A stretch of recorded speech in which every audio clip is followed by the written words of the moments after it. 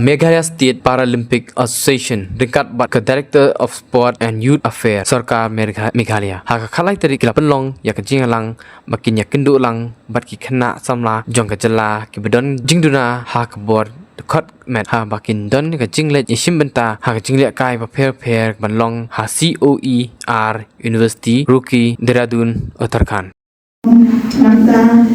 Kiba ni haka tukasiri the first Maris Paralympics kabaki long hako agati papikim dan bisa balik ke office kerja rumah bisa tinggal jadi kerjaan apa na office ni ai very good justification mo nak benda kini kena kibas kiba dan katalan not only in sports complete in sport kiba dan katalan ni bapher ang Meghalaya Kashna and it's building the biggest football stadium in the country.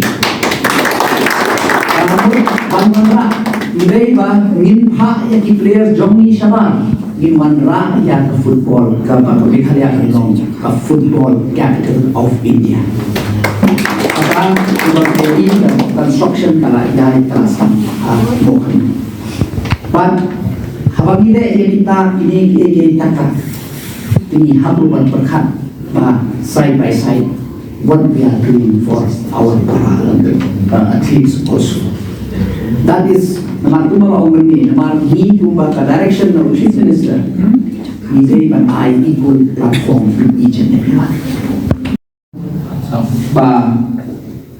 We are doing any kind of favor to you. This is your right.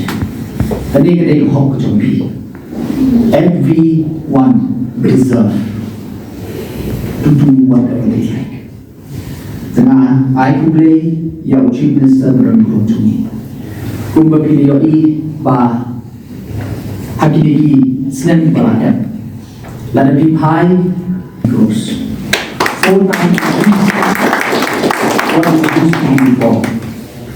But nalor nanta ki naka central kilayo ki infrastructure ki bagian tainanta nado na grassroots level menchua mostly ki infrastructure ki sa ki put by tang posor tang menta na kita chat no mundolo kilayo ki infrastructure nado ki artificial football ground ki futsal ground ki indoor halls but especially Danga jing lah long every year ya ka Meghalaya Games ki khon samaj ni ke liye ya ka opportunity one showcase ya ka talent chonki.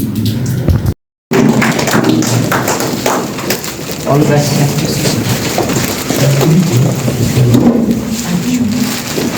Wir haben